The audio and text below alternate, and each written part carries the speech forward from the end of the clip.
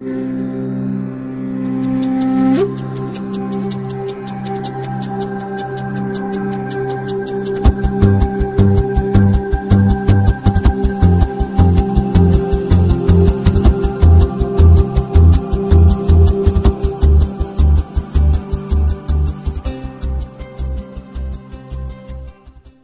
दोस्तों, संगीत और नृत्य के बाद अब हम रुख करते हैं थिएटर की ओर। थिएटर मतलब रंगमंच। रंगमंच एक ऐसा पहलू है जो हमें वास्तविकता से जोड़ता है, समाज को वास्तविकता बताता है। तो दोस्तों, इन्हीं लाइनों को लेकर मैं आपके सामने प्रस्तुत करने जा रहा हूं अपने अगले पार्टिसिपेंट इंद्रजीत सिंह। उनसे पहले मैं कुछ लाइनें बोलना चाहूंगा। बस ये बात हवाओं को बताए रखना, बस ये बात हवाओं को बताए रखना, रोशनी होगी चिरागों को जलाए रखना। लहू देकर जिसकी हिफाजत की शहीदों ने, लहू देकर जिसकी हिफाजत की शहीदों ने, उस तिरंगे को हमेशा दिल में बसाया। इन्हीं पंक्तियों के साथ मैं मंच पर बुलाता हूं Indrajit Singh.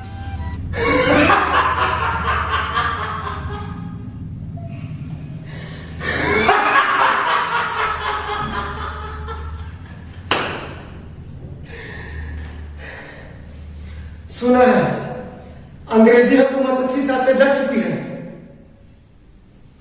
Prime minister Chamberlain ने इस्तीफा दे दिया है और उनके डूबते सूरज को बचाने के लिए चर्चिल आया है।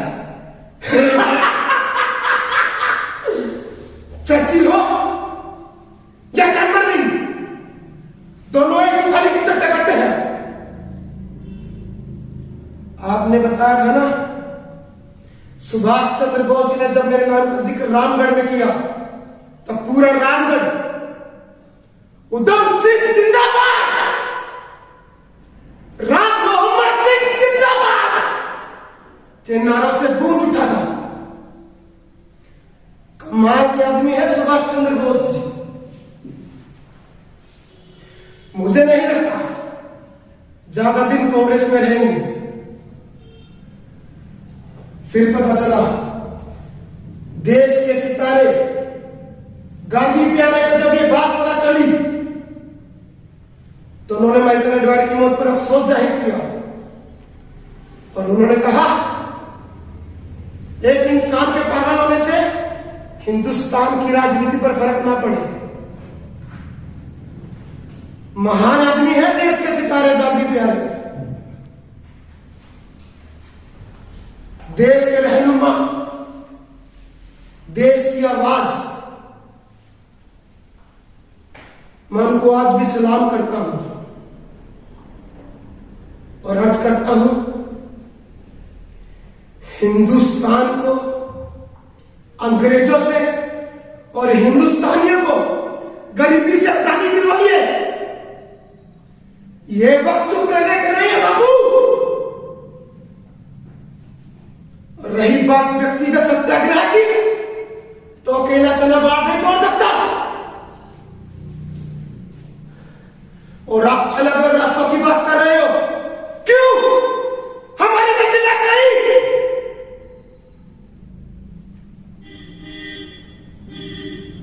आप इस तरह से मुझे अलग नहीं कर सकते। अगर आपने ठान लिया है तो आप इन्हें कहा था ना, अगर रास्ते पे चलते हुए कुछ छूट जाए और सत्य आपके साथ है तो आगे बढ़ने से डरना मत। फिर चाहे कोई आपसे सहमत हो या ना हो, परवाह मत करना। तो इजाजत चाहता हूं, काम ना कीजिए। मैं अपने रास्ते पर चलूं और देश को आजादी दिलवाऊं। जय हिंद। इस बेहतरीन प्रस्तुति के बाद हमारी अगली प्रस्तुति भी रंगमंच की है, जिसमें मिस्टर प्रियांशु आपके सामने सुभाष चंद्र बोस जी का किरदार निभाने जा रहे हैं। मैं कला का महारथी हूं, मैं कला का महारथी हूं, अर्जुन की प्रत्यंचा हूं। मेरे रग रग में, मेरी नस नस में, मेरी रग रग में, मेरी नस नस में बसती है संस्कृति। देश कभी भी मिटने ना दूंगा, इस देश को कभी भी मिटने ना दूंगा। मैं कलाकार और मैं ही संस्कृति। इन्हीं पंक्तियों के साथ मैं मंच पर बुलाता हूं प्रियांशु। आपने ही मुझे सबसे पहली बार कांग्रेस का राष्ट्रपति बनाया था, वो भी तब जब मैं देश निकाले पर था। और आज जब मैं चाहता हूं तब आप मुझे नहीं चाहते। ऐसा क्यों? मैंने क्या गलती कर दी बापू?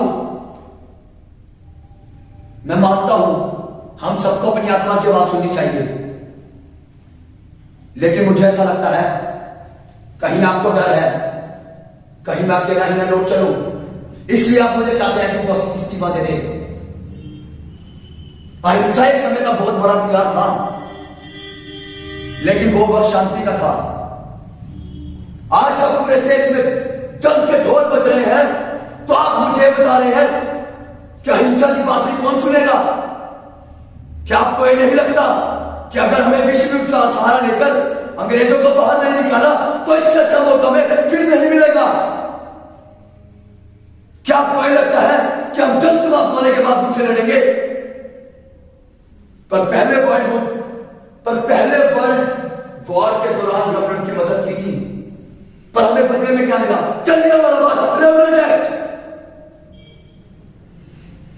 अगर इस बार भी हम चूक गए ना बापू, तो शिकंजा इस तरह कस जाएगा कि हमें सदियों तक उनका गुलाम रहना पड़ेगा। यह समय चुप रहने का नहीं है बापू। और रही बात व्यक्तिगत सत्याग्रह की, अकेला चना पहाड़ नहीं फोड़ सकता, कुछ नहीं होगा। और आज आप अलग अलग रास्तों की बात क्यों कर रहे हो? क्या हमारी मंजिल एक नहीं? आप मुझे सबकी तरह से अलग नहीं कर सकते।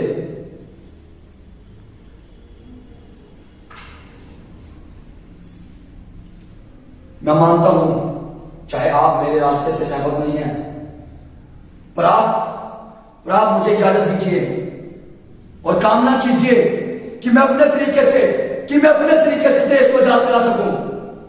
जय हिंद।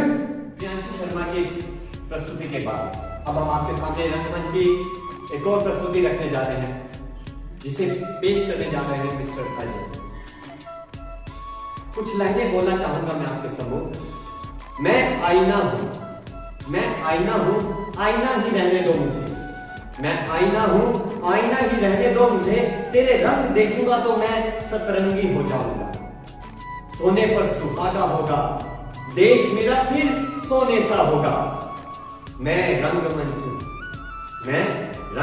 हूं, आईना हूं मैं, जो भी हूं बस तेरे जैसा तेरा हूं।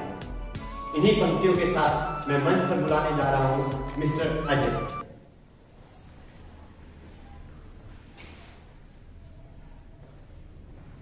आप सोच रहे होंगे कि मैं कौन हूं?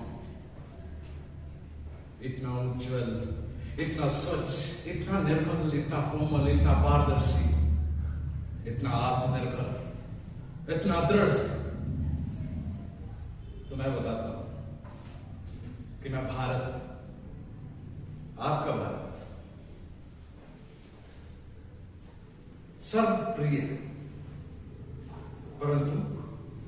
परंतु कुछ असामाजिक तत्वों को छोड़कर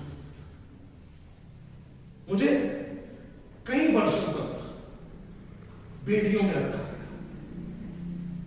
कभी मुगलों की, कभी अंग्रेजों की, कभी काले अंग्रेजों की, कभी पूंजेवादियों की, कभी तमंचावादियों की, तो कभी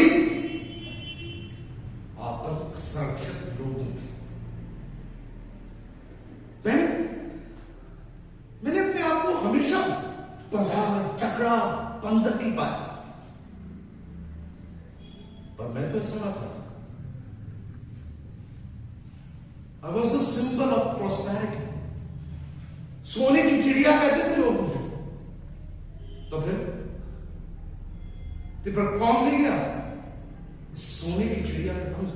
जो ले गए सो ले गए, पर आपने क्यों नहीं संभाला अपनी सोने की चिड़िया को? पिछले 75 सालों से मैं उठा, गिरा, फिर उठा, फिर गिरा, फिर मैं उठा अपने स्तंभों के दम पर। मेरे स्तंभ, मेरे नागरिक और मेरी सेना, और मेरे स्तंभों पर कोई प्रहार करेगा तो मैं चुप नहीं बैठूंगा। जैसे भगवान शिव ने सृष्टि को एक बार अपना रुद्र रूप दिखाया था, उसी तरह मेरी विनम्रता को मेरी कायरता मत समझना। मैं कटु पिता हूं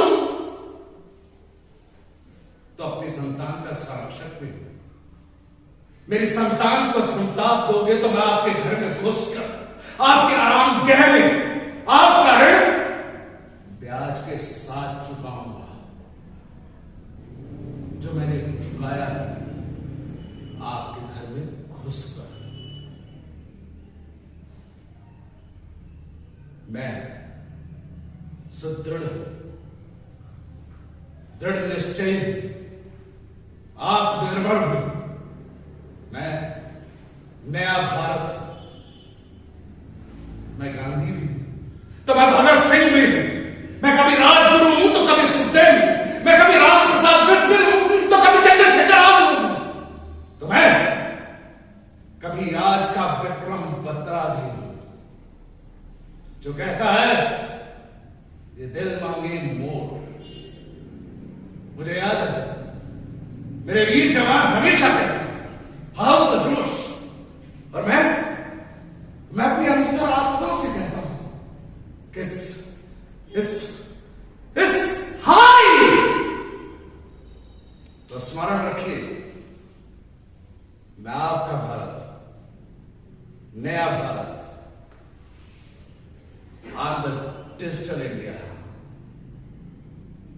चलिए अपने देश को बढ़ाएं, मुझे बढ़ाएं। जय हिंद। जिस तरह हम लोग एक आईने को देखते हैं, शीशे को देखते हैं और अपने अस्तित्व को पहचानते हैं, ठीक उसी तरह से रंगकर्मी थिएटर हमारे समाज को एक चेहरा देता है, एक अस्तित्व देता है। तो मैं आपके सामने अपने पहले पार्टिसिपेंट मनप्रीत सिंह को बुलाने जा रहा हूं। लिख रहा हूं मैं अंजाम, जिसका कल आगाज आएगा। लिख रहा हूं मैं अंजाम, जिसका कल आगाज आएगा। मेरे लहू का हर एक कतरा इंकलाब लाएगा। तो भगत सिंह के कैरेक्टर में आपके सामने आ रहे हैं मनप्रीत सिंह। खून बहाना कोई बहुत बड़ी बात नहीं है, फिर चाहे वो अपना हो या सामने वाले का। बड़ी बात तो है कि जिसम से निकली हुई है खून आने वाले नस्लों के शरीर में आगे जा सकती है या नहीं। इंसानी जिंदगी बहुत कीमती है, इसे हंसते हंसते फांसी के फंदे पर चला देना हिम्मत का नाम तो है, मगर काफी नहीं। वक्त और मौका तय किए बगैर अपनी जान की बाजी लगा देना बेवकूफी है। अशफाकुल्लाह साहब ने फरमाया था कि लड़ तो पिछले 100 साल से रहे, अब तक क्यों नहीं मिलेगा सर। शायद हिंदुस्तान के पिछले 100 साल की स्वाधीनता संग्राम के इतिहास में यही कमी रह गई थी। और जहां तक आजादी का सवाल है तो मैं पहले ही बता दूं, हिंदुस्तान को सिर्फ आजादी की जरूरत नहीं है। जी हां, सिर्फ आजाद होना हमारा मकसद नहीं है। आजादी का मतलब क्या है कि हुकूमत अंग्रेजों के हाथ से निकलकर कुछ चुनिंदा रईस और ताकतवर हिंदुस्तानियों के हाथ में आ जाना। क्या यही आजादी है? कैसे गरीब लोगों की जिंदगी सुधरेगी? कैसे आम आदमी की जिंदगी में फर्क आएगा? कैसे किसान और मजदूर वर्ग के लोग शान से जिएंगे, उनकी जिंदगी सुधरेगी? नहीं कॉमरेड्स, हमारा मकसद है एक वतन, एक ऐसा वतन जहां कोई जातिवाद ना हो, एक ऐसा वतन जहां कोई हिंदू मुसलमान ना हो, एक ऐसा वतन जहां इंसान पर कोई जुल्म ना हो। मैं मानता हूं कि हिंदुस्तान ऐसे देश जहां पर अनेक भाषाएं, अनेक संस्कृतियां हैं, वहां पर ऐसा वतन बनाना मुश्किल है। लेकिन अगर आज हमने इस बात की गंभीरता को ना समझा तो मैं दावे के साथ कह सकता हूं कि आज से 70 साल बाद भी हमारे हालात ऐसे कैसे रहेंगे? घोड़े चले जाएंगे, घोड़े कहेंगे, काला बाजारी का साम्राज्य होगा, घूसखोरी सबका करना चाहिए, अमीर और अमीर होता जाएगा, गरीब और गरीब। धर्म, जाति और जुबान के नाम पर इस देश में तुम्हारी ऐसा दंगा नाच होगा जिसे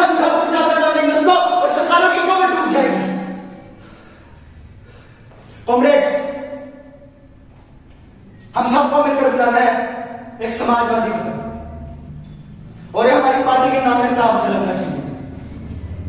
इसलिए आज से हमारी पार्टी का नाम HRA से बदलकर HSRA हो, यानी हिंदुस्तान सोशलिस्ट रिपब्लिकन एसोसिएशन। पंडित जी ने खबर भिजवाई थी कि आज जो भी फैसला लिया जाएगा उन्हें मंजूर होगा। तो उम्मीद है आज जिस वतन की कल्पना मैंने और आपने मिलकर की है वो एक दिन जरूर साकार हो। इनकलाब! जय हिंद।